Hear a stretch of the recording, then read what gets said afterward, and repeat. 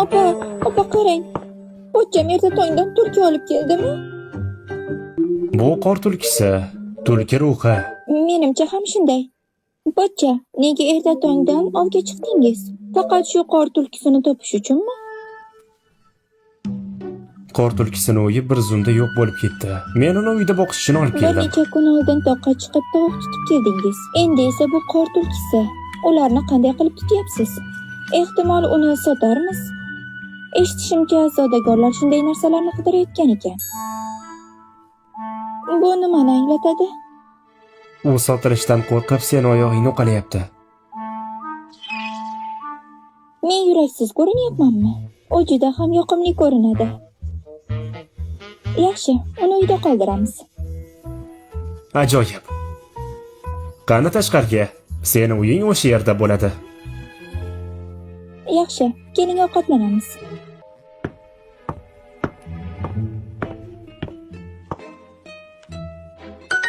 $10,000 yangi ish bor.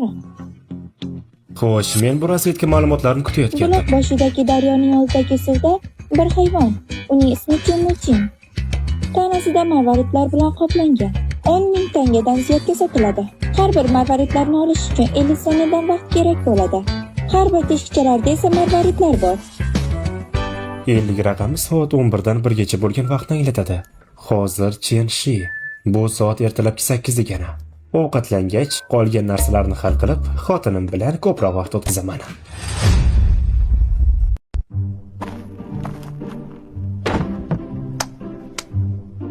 Bugun sizlarga ikkita vazifa beraman.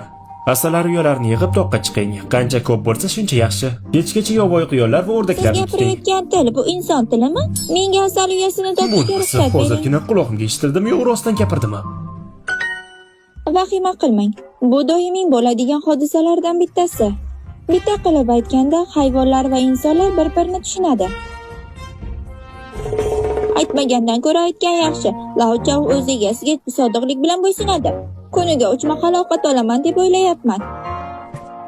Qo'y, agar olib kelsangiz mazali ovqat qilib beraman. Lako, nima haqida gapiryapsiz? Ular sizni tushunadimi? Menimcha shunday. Mayli, ularga ahamiyat berma. Sen bilan ovga boramiz. Bizda kamon va o'qlar yo'q. Qanday qilib o'q qilamiz? Xotinjon, xavotir olma. Senga sehrli hiylalarni ko'rsataman. Tizim, yarim avtomatik miltiqni ombordan olib ber. Yo xudoyim, bu uzun narsa nima? Qanday qilib bunda chuqurlik bor?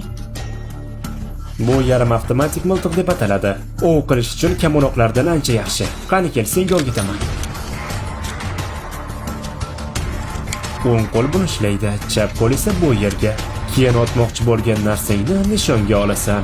Mana bu to'g'ri chiziqqa qarab nishonga ol. Va tepkini bosishga tayyorlan. Bu nima? Nima bo'lyapti? Nima uchun u to'satdan avtomatik tarzda yo'qoldi? Bu piton o'sha marvarid mollyuskani yemoqchi. Uni tezda o'ldirish kerak. Hozir otilgan narsa nima? Bu o'q deyiladi. Lako, nega daryo yuzida qon? Xotinjoni, meni shu yerda kutib tur. Erjoning o'ljalarini olib keladi.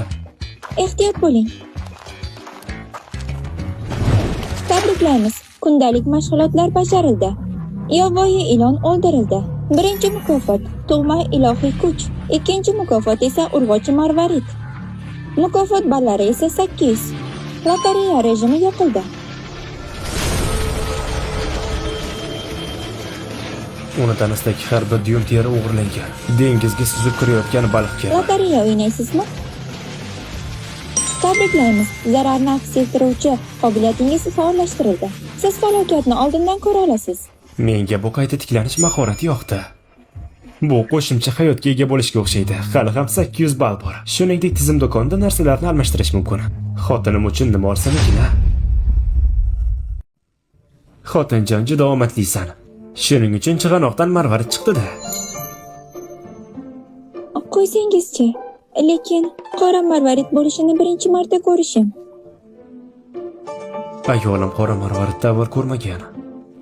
Agar buni narxi 10 ming tillaga tegligini bilsa, xursandchiligidan oramizdagi masofani yana ham qisqartirsa kerak-a?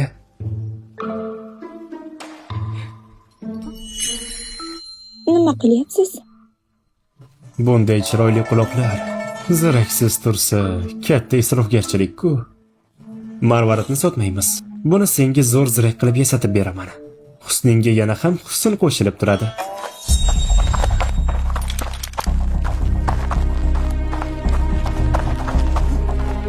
Sizlar kimsizlar? Hoy, meni tanidingmi yaramas? Qani, qor tulkisini tezda bu yoqqa berchi? Iye. Bu qora marvarid-ku. Faqatgina podshohlar taqadigan narsa bu. Bu iflos qayerdan oldi ekan? Basharasiga qaraganda o'zi ham buni nimaligini bilmaydi. Kela qol, bunday qilamiz. Qo'lingdagi marvarid va tulkini menga berasan. O'rtamizdagi adovatni esa shu bilan unutamiz. Yo'qsa, shu yerning o'zida ikkalangning ham go'ringni qaziyman. Lako, qo'lingizda nega ilon bor? U allaqachon o'lgan. Boyagi qizil narsa uni qoni edi. Qo'rqyapsanmi? Agar qo'rqsang uni tashlab yuboraman. Xotinjon, buni nimaligini Bu bilasanmi? suv mollyuskasi, shunday emasmi? Kichik suv mollyuskasi. Aftidan ayolim bu narsani farqiga bo'lmaydi. Hozir taxminan 50 daqiqa. Mollyuskalarni ochish vaqti keldi. Xotinjon, qani kelib buni ocharmiz. Balki uni ichidan marvarid chiqar. Oddiy daryo mollyuskasiga qanday qilib ajoyib narsa bo'lishi? Qo'ysangchi. Buni qilib ko'rmagunimizcha umuman bilmaymiz. Lekin men ochishni bilmayman. O'zim o'rgataman.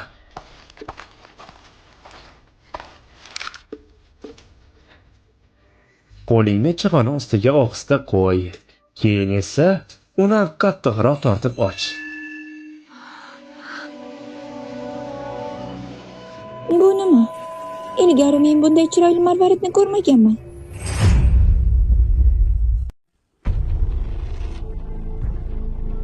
Sen kim bo'psanki menga shart qo'yadigan? Sen meni mensimayapsanmi? Buni adabini bering.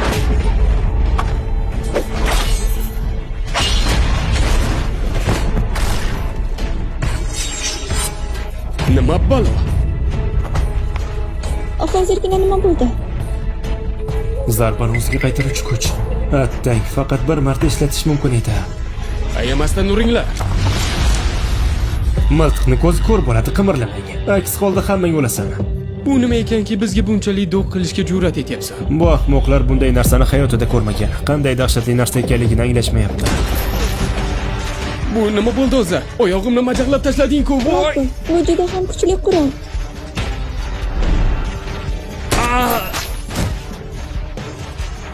Odam o'ldiryapsan-ku. Bu juda ham dahshatli. Yordam bering. Meni o'ldirmang. Meni qo'yib yuboring. Yaramas ifloslar. Endi esa navbat senga.